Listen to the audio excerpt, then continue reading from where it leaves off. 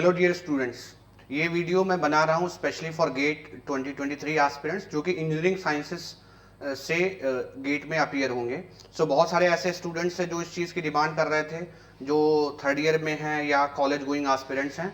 वो ये जानना चाह रहे थे कि गेट एक्सी का पेपर कैसा आता है और कैसे ये हेल्पफुल है। तो अभी लास्ट ईयर से पहले से 2 साल पहले गेट ने पहले गेट ये अलाउ करता था कि आप सिर्फ एक पेपर दे सकते हैं। अभी गेट ने ये अलाउ कर दिया कि आप कोई भी दो पेपर दे सकते हैं। तो ऑफ कोर्स आप मैकेनिकल इंजीनियरिंग में तो अपीयर हो सकते हैं या सिविल इंजीनियरिंग में अपीयर हो सकते हैं, जो कि आपके रिस्पेक्टिव ब्रांच है, बट उसके साथ साथ आप इंजीनियरिंग साइंसेस से में भी अपीयर हो सकते हैं। अभी इसका बेनिफिट क्या है, मुझे सेकंड पेपर क्यों लिखना चाहिए, ये जानना बहुत जरूरी है। सबसे पहली चीज है, अगर आप मैकेनिकल इंजीनियरिंग में बहुत अच्छा स्कोर करते हैं then there is chances of PSU.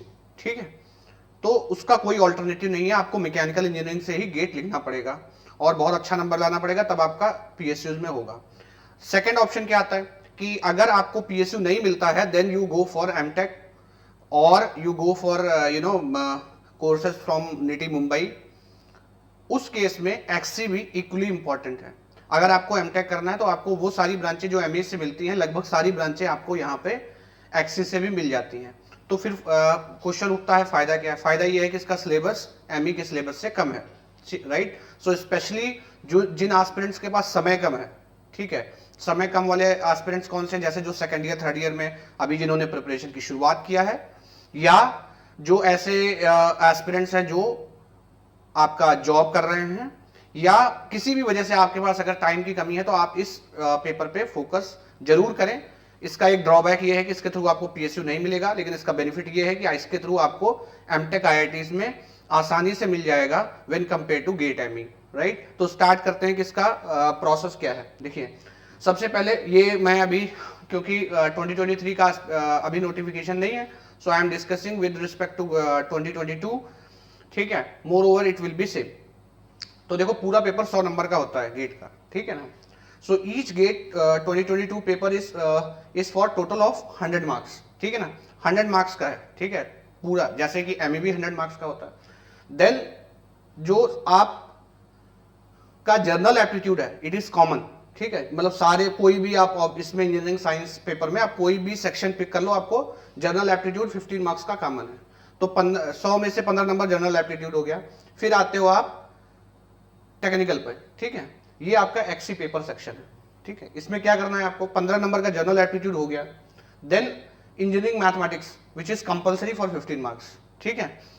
Engineering mathematics mechanical में भी 15 नंबर का है, 15 नंबर का एप्टीट्यूड है, सो इट मेक्स 30 मार्क्स। लेकिन यहाँ थोड़ा सा आपको मैथमेटिक्स में एक्स्ट्रा ध्यान देना पड़ेगा, राइट। वो मैकेनिकल वाला सिलेबस एक्सी में नहीं चलेगा, एक्सी के लिए आपको तो एक्स्ट्रा थोड़ा सा एक्स्ट्रा प्रिपेयर करना पड़ेगा।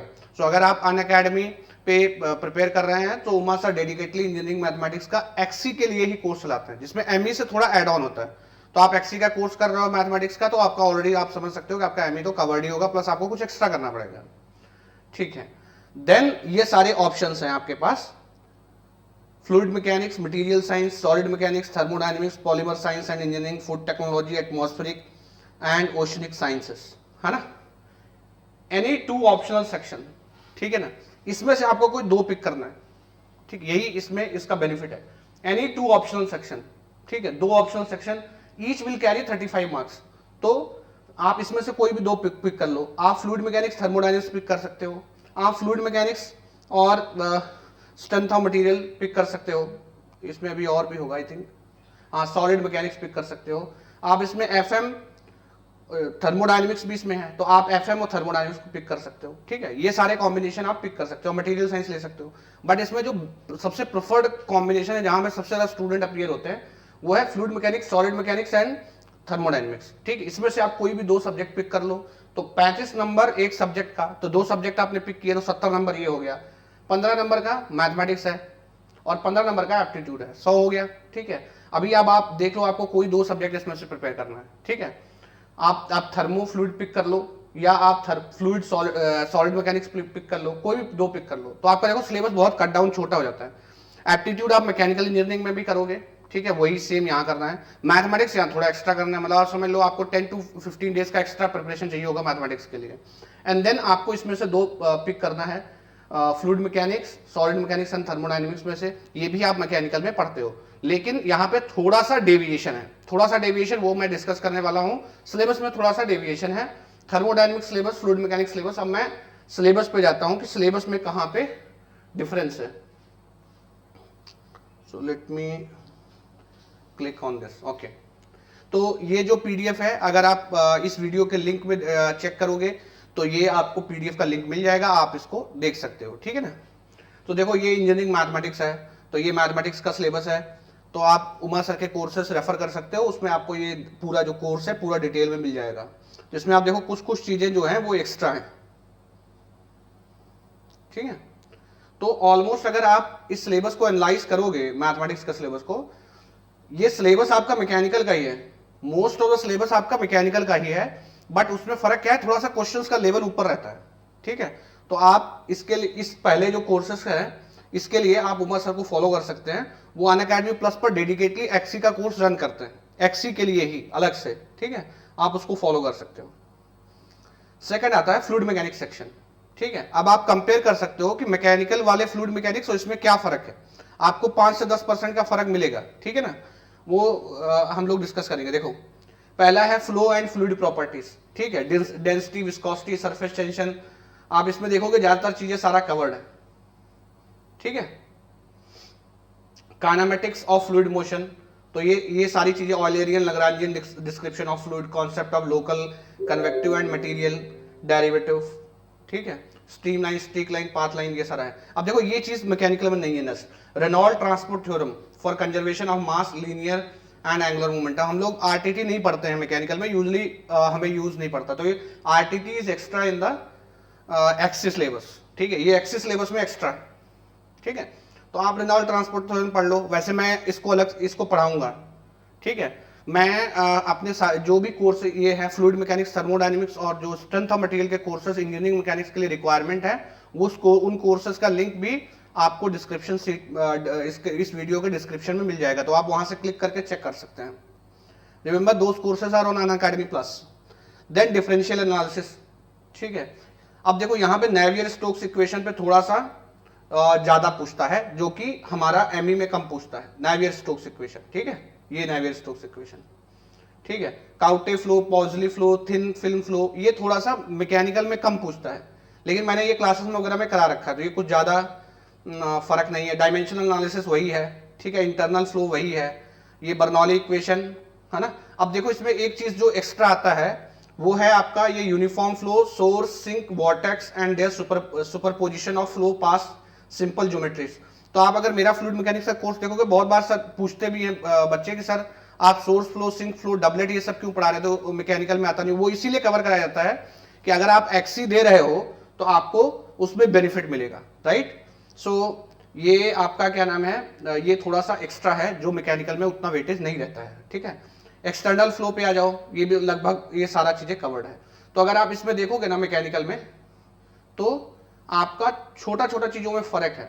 जैसे आपको आरटीटी पढ़ना है अलग से, नेवियर स्टोक्स पढ़ना है अलग से, आरटीटी अलग से पढ़ना पड़ेगा आपको, नेवियर स्टोक्स अलग से पढ़ना पड़ेगा, थोड़ा उसका एप्लीकेशन पढ़ना पड़ेगा ध्यान से, और सोर्स, सिंक, फ्लो और डबलेट वगैरह पढ़ना पड़ेगा, बाकी सब कुछ सेम है। तो आप कह सकते हो एट मैक्स 10% फर्क है। तो आपको क्या करना है, आप मैकेनिकल वाला फ्लूइड मैकेनिक्स पढ़ते रहो, और ये चीजें जो मैंने बताई, आरटीटी, सोर्स, सिंक, फ्लो, ठीक है, तो इन सारी चीजों को आप अलग से थोड़ा कर सकते हो, और आप इसका पीवाईक्यू देख लो, उससे आपको आइडिया लग जाएगा, थोड़ा क्वेश्चंस के लेवल में हल्का सा डिफरेंस रहता है। तो आप पीवाईक्यू करोगे इसका, तो आपको क्लियरली डिफरेंस पता लग जाएगा। बाकी सारा जो प्रिपरेशन है वो मैकेनिकल का ही है, ठीक है, okay. Coming to solid mechanics, मैं आपको मोटा मोटा बता देता हूं। जैसे हम लोग सॉलिड मैकेनिक्स का मतलब निकालते हैं स्ट्रेंथ ऑफ मटेरियल से, ठीक है, लेकिन यहां जब सॉलिड मैकेनिक्स आएगा ना, उसमें 2 सब्जेक्ट और ऐड हो जाते हैं, एक हो जाता है वाइब्रेशन और दूसरा हो जाता है इंजीनियरिंग मैकेनिक्स। तो अगर आप इसमें सॉलिड मैकेनिक्स प्रिपेयर करोगे ना, तो आप ऐसा समझ लो मैकेनिकल का strength of material plus engineering mechanics plus vibration आपको प्रिपेयर करना पड़ेगा।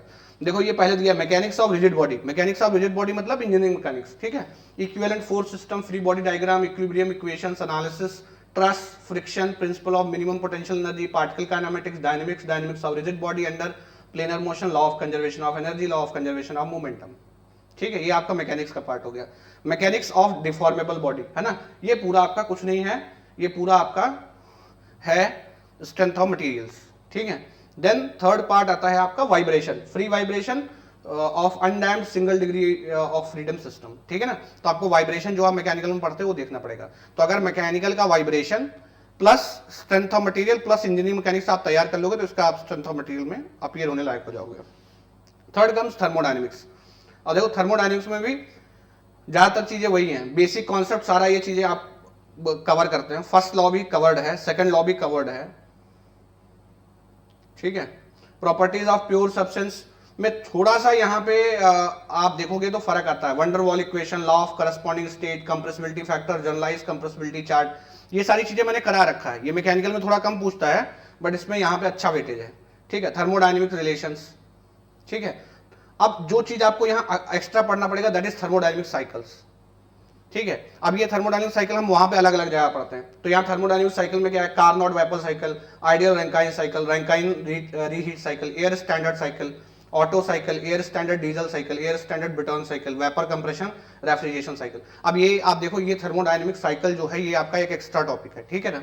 तो अब इसमें क्या है, आपको कार्नोट वेपर साइकिल पढ़ना है, आइडियल रैंकाइन साइकिल पढ़ना है। तो ये आप पढ़ते हो पावर प्लांट में, मैकेनिकल के पावर प्लांट में आप रैंकाइन साइकिल पढ़ते हो, ठीक। रैंकाइन रीहीट भी वहीं पे पढ़ते हो। एयर स्टैंडर्ड ऑटो साइकिल भी आप वहां पे पढ़ते हो, कहां पे, आईसी इंजन में।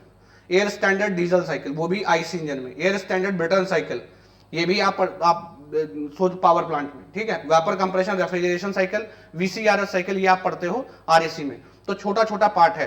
तो ये थर्मोडायनेमिक साइकिल एक एक्स्ट्रा टॉपिक है जो कि बहुत छोटा टॉपिक है। बाकी आप देखोगे ये क्या, आइडियल गैस मिक्सचर, ठीक है। ये अभी तक आपका अलग है, जो हम लोग थर्मोडायनेमिक्स नहीं पढ़ते हैं, अप्लाइड थर्मोडायनेमिक्स में पढ़ते हैं। Next comes ideal gas mixtures. Ideal gas mixture में Dalton's law and Amagat's law, property of ideal gas mixture, ये तो हम थर्मोडायनेमिक्स में पढ़ लेते हैं। Air water vapour mixture and simple thermodynamic process involving them specific and relative humidity. अब देखो ये चालू हो जाता है साइकोमेट्री, ठीक है। ये आपने आरएसी में साइकोमेट्री में पढ़ा होगा, dew point, wet bulb temperature, adiabatic saturation temperature and psychrometric chart. तो बेसिकली अगर मोटा मोटा देखो तो जो मैकेनिकल में आप टीडी पढ़ते हो प्लस सारे cycle, auto cycle, diesel cycle, आपका वीसीआरएस और क्या नाम है वेपर, ये आपका कार्नोट वेपर साइकिल, जितने भी ये मोटे मतलब आप समझ लो अप्लाइड के साइकिल्स हैं वो आपको पढ़ना है। प्लस आरएसी में आपको क्या पढ़ना है, साइकोमेट्री एक्स्ट्रा पढ़ना। अगर आप इतना पढ़ लोगे तो आपका क्या नाम है थर्मोडायनेमिक्स कवर हो जाएगा एक्सरी के लिए, ठीक है। बेटर होगा, आगे मटेरियल साइंस वगैरह भी है, बेटर होगा कि आप इन्हीं से एक सब्जेक्ट, दो सब्जेक्ट कोई पिक कर लो तो ज्यादा बेटर रहेगा।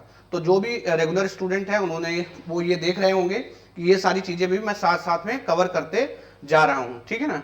तो आप इसमें आपका एफर्ट कम है। देखो बहुत सारे स्टूडेंट बोलेंगे सर इसमें पीएसयू नहीं मिलेगा। देखो एक्सी एक बैकअप की तरह है। जब अगर आप एमई में बहुत अच्छा परफॉर्म नहीं कर पाते हो तो XE is a backup for you, ठीक है। क्योंकि अगर एमई में आपका अच्छा नंबर नहीं आता again you are going to get MTech, ठीक है।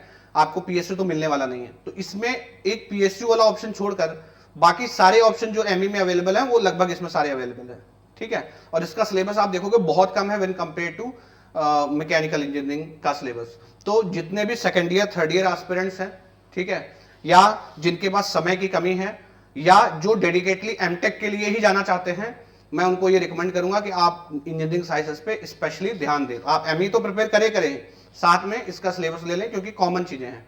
और जो स्टूडेंट अभी प्रिपरेशन चालू कर रहे हैं उनसे मैं ये कहूंगा पहले आप एमई का सिलेबस ले लो, एक्सी का सिलेबस ले लो, दोनों का जो कॉमन सिलेबस है उसको पहले प्रिपेयर कर लो और बाद में आप मैकेनिकल इंजीनियरिंग का सिलेबस प्रिपेयर करते रहो। सो आई होप कि ये वीडियो आपके लिए बहुत इंफॉर्मेटिव होने वाला है, ठीक है। आप ज्यादा से ज्यादा अपने फ्रेंड्स के साथ शेयर करें। अभी तक अगर आपने मेरा यूट्यूब चैनल सब्सक्राइब नहीं किया है तो यूट्यूब चैनल सब्सक्राइब जरूर करें। और जितना भी इससे रिलेटेड कोर्सेस हैं जो अनअकैडमी प्लस पे मैं ले रहा हूं उसका लिंक आपको इस वीडियो के डिस्क्रिप्शन में मिल जाएगा, आप वहां से चेक कर सकते हो सारा चीजें। Thank you very much.